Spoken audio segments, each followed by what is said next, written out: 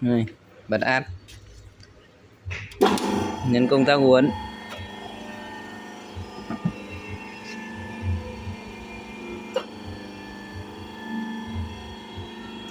Đây, viên cắt đây.